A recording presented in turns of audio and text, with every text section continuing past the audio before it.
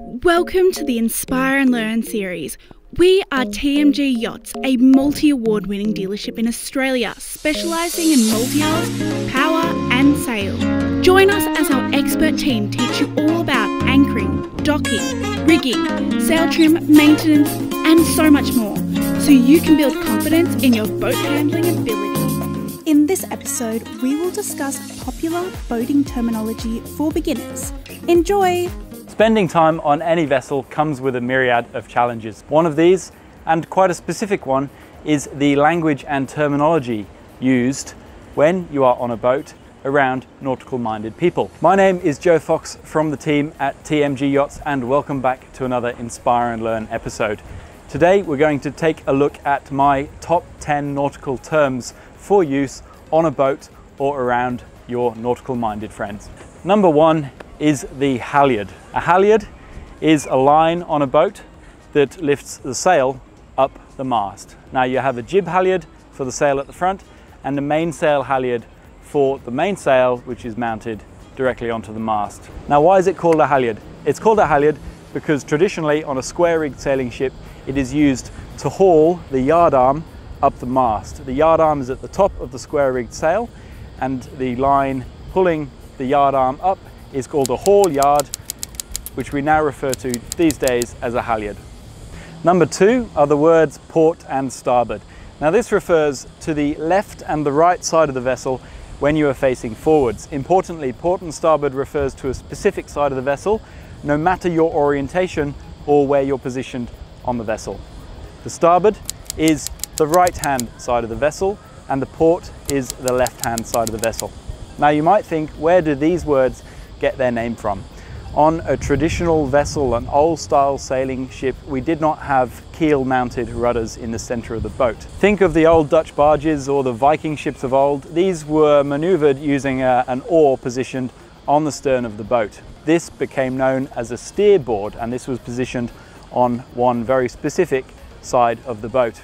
Colloquially, that name became starboard. Port, on the other side, is referred to because when you have the steerboard on one side, you cannot park that side to the dock or to the port for fear of damaging the steerboard. So you leave your starboard side or your steerboard side in clear water and you park port side to the dock.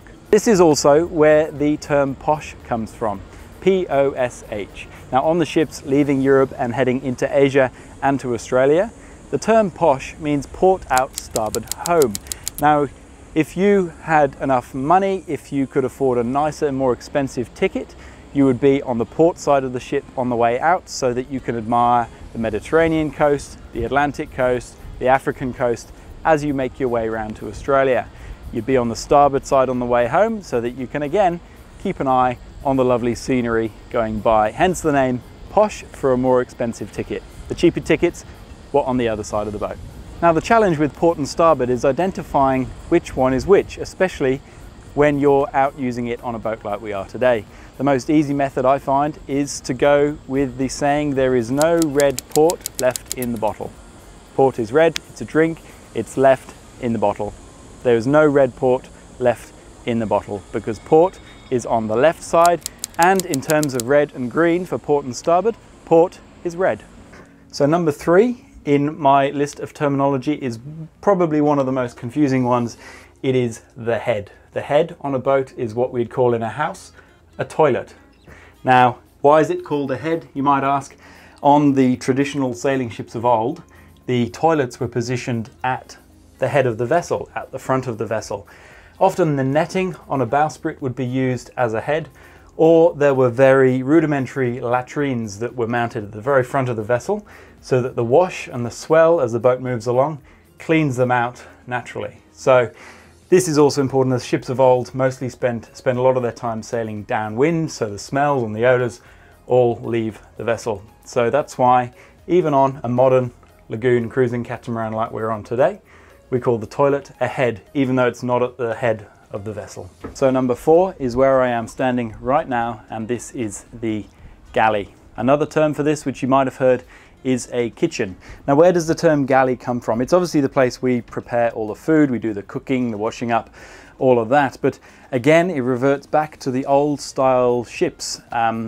Traditionally, there was something called a gallery furnace on board an old sailing ship or a man-of-war style vessel. This was used to heat the inside of the vessel, and it was essentially a wood-burning stove. And what the sailors worked out is that the top of it got very hot, and in fact you could actually cook on that. So later models of the gallery furnace included hot plates on top as well as heating the vessel.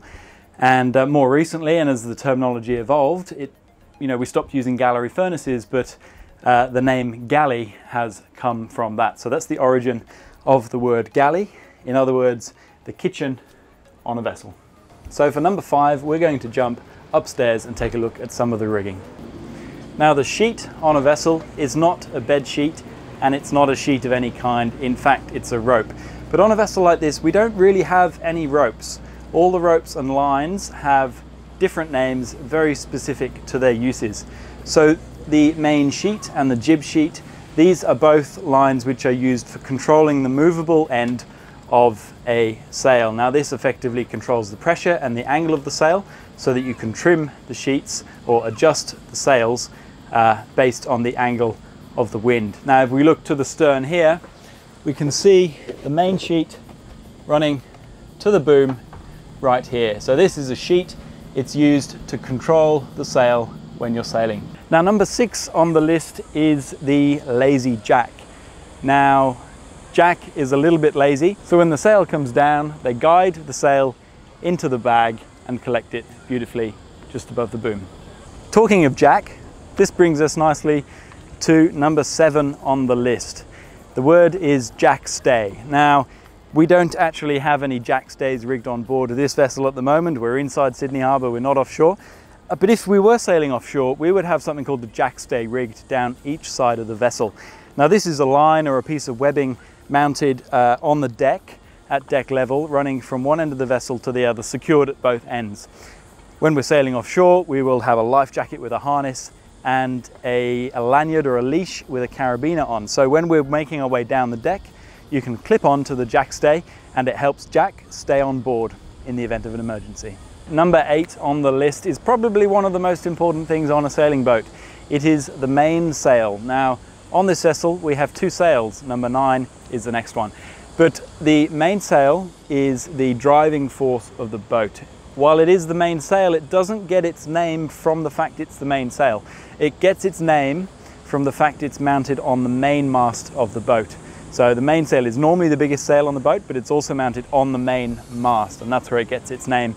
On this vessel, we only have one mast, one main mast. So mainsail is the driving force, gives the boat 80% of its power when it's up and sailing.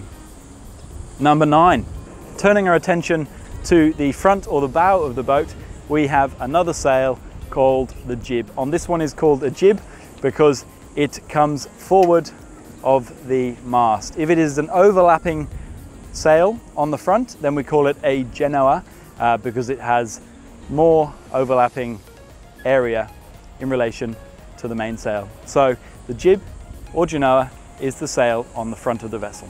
Now, this brings us to number 10, the final word we're looking at today. Probably one of my favorite words on the boat. It is the gunwale. It's spelled G-U-N-W-A-L-E, and it is this point on the edge of the deck at the top of the hull. Now, it's called a gunwale because traditionally on old man-of-war ships there was a gunning deck, and just above the gunning deck the structure and the hull was reinforced to withstand the forces of the artillery and the cannons firing at other ships. So it's a reinforced section of hull just above the gunning deck. On more modern vessels, it is simply a reinforced section of hull along the top of the hull in a canoe. It's often a sandwich style piece on a wooden canoe that just reinforces that top edge. On a modern sailing catamaran like we're on today, we don't have guns and we don't have artillery, but we still call it a gunwale as effectively the very top of the hull and the very edge of the deck where they meet. Often it can come with a rubbing strake or something to take the bumps and the knocks. On this one, there is a nice tow rail there, or a rail to stop me slipping off as I walk down the side of the vessel. My name is Joe Fox from the team at TMG Yachts, and I do hope you enjoyed this little insight into some of the lingo and the terminology that we see on these cruising vessels. There is, of course, lots more, so if I did miss any big ones, I'm sure I did, because there's way more than 10 out there. Do let us know in the comments. And if you've got any really cool explanations as well, I'd be really keen to hear that, because I'm a bit of a nautical fanatic when it comes to this kind of thing, and I love the history of where these words come from. My name is Joe Fox from the team at TMG Yachts. Thank you for watching this video.